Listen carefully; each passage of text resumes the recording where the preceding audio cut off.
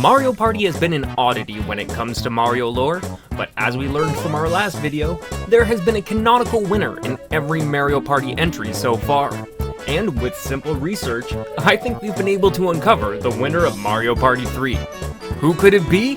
Well, I'm your host, 24 Kevin, here for 24 Kevintendo, and this is the story you might not know about Mario Party 3. Let's start where our story begins, with the birth of the Millennium Star. In the center of a vast universe, a remarkably bright star was born.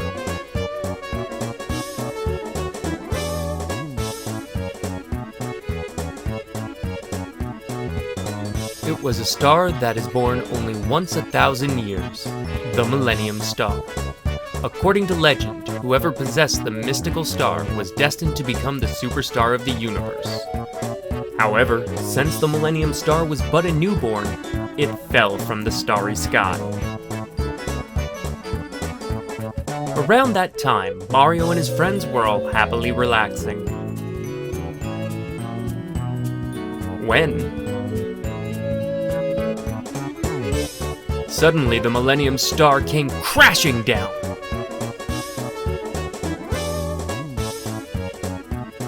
Mario and his friends soon began arguing over who should keep the Millennium Star. Seeing this, Lakitu came flying in, dangling a toy box from his rod.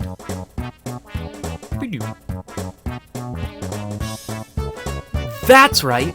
They could play Mario Party to see who the biggest superstar was! Suddenly, the Millennium Star gave off a brilliantly bright flash of light.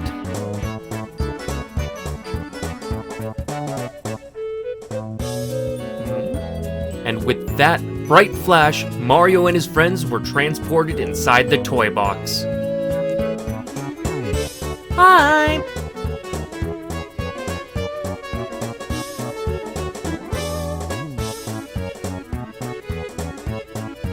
Oh, greetings, I am the Millennium Star. You must pass my test to prove yourself worthy of possessing me.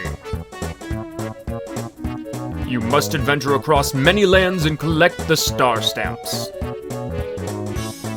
If you can collect all 7, I shall accept you as the top superstar in the universe. Oh, oh, oh. First, you must set forth to get the Wit Star Stamp. The Millennium Star then burst a hole in the ground, setting forth the adventure of Mario Party 3. However, a Koopa kid heard this in the distance and ran off to go tell the great Bowser. Now originally, I believe it was the Millennium Star's plan just to have the player play through the battle maps and award them the stamp to the corresponding maps. However, they kept being interrupted by different characters whose personality trait best matched the star stamp that the Millennium Star was trying to give out.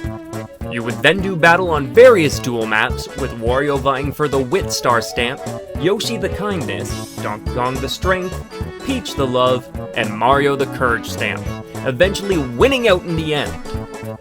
Once the player arrives at the Beauty Star, however, Daisy appears, and the Millennium Star, being struck by her beauty, grants Daisy the stamp without so much as a battle royale.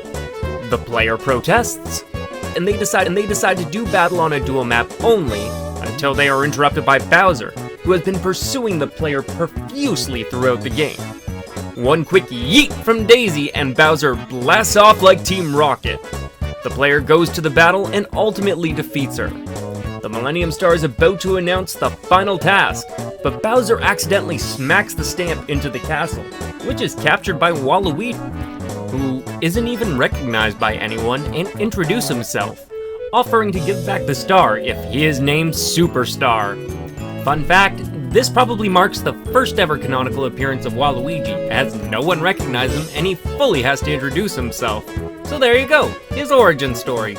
Kinda. Bowser and Waluigi do battle, with Waluigi coming out on top though. Bowser asks the player to avenge him before the final battle takes place on Waluigi Island, ultimately defeating Waluigi and collecting all the star stamps. The Millennium Star then declares that he has one final task before being named Superstar of the Universe: to defeat him in battle. In one final minigame, the Millennium Star is defeated! Or so we think. The Millennium Star splits out of there, and it is revealed that the true Millennium Star has been watching from inside Tumble's head the whole time. The Millennium Star then returns the player and his world to the real world, out of the toy box, where they can enjoy the prosperity of their victory. We are then shown one final scene where all the players are relaxing around Peach's castle, except for Wario and Waluigi, who seem to be bickering in the background, as someone rolls the dice next to the official Mario Party board game, and it looks like another party is about to begin. That was quite the whirlwind of emotions. As in the previous video though, we determined who won the original 2 Mario parties, that being Wario and Mario respectively. This game is no exception, as one character seems to be the character you're meant to pick from the beginning, and that is... Luigi! That's right, the man who does nothing wins again! If you pick any other character, Luigi replaces them. Simple enough, right? Well, if we dig even deeper, in the final stage, Waluigi Island, it actually seems like Waluigi has taken over the island while Luigi was away. You can actually see Luigi's statue, and a piranha plant is using a crane in order to destroy what appears to be Luigi's house, as Luigi has a crane moving in his house on the upper portion of the board as well. This all coincides with Wario being Luigi's counterpart, and being the final Mushroom Kingdom Crusader to battle Luigi. There's also the whole deal of the Mischief Star, which was stolen by Waluigi. I believe the fake Millennium Star originally intended for him to be the holder of the Mischief Star in the end, as he was technically fake all along, and technically the most mischievous one in the end. The question is though, how did Luigi wind up being the hero in this adventure? Well, right back in the beginning scene, Luigi is shown to be separate from the pack, entering from a different side of the screen. And while everyone else argued about who would get the Millennium Star, Luigi just kinda stares at it, entranced by its beauty. It's not really a surprise that the Millennium Star decided to put its weight behind him. The only person who didn't care about winning or a title, and just cared about the beauty of the star. Which is kind of just getting distracted by shiny things, which is kind of in character for Luigi as well, but still, it's awesome to know that Luigi got his day to shine, and this wasn't really Mario Party 3, it was Luigi's party the whole time. And that's all the time we got for today's episode. Leave a comment down below and let me know what you guys think. Do you guys believe the theory? Do you have questions, comments? Leave a comment, I'll try and answer them. I'm really enjoying the series of Mario Party videos, and if you guys enjoy them too, let me know. Maybe I'll jump into another series of Mario spin-off, or I want to do Pokemon for Pokemon Sword and Shield. I also want to do something for the Fire Emblem characters, sort of a profile of all the characters once I complete this run on the Black Eagles. But thank you all for watching, hope you all enjoyed this, have a great one, more!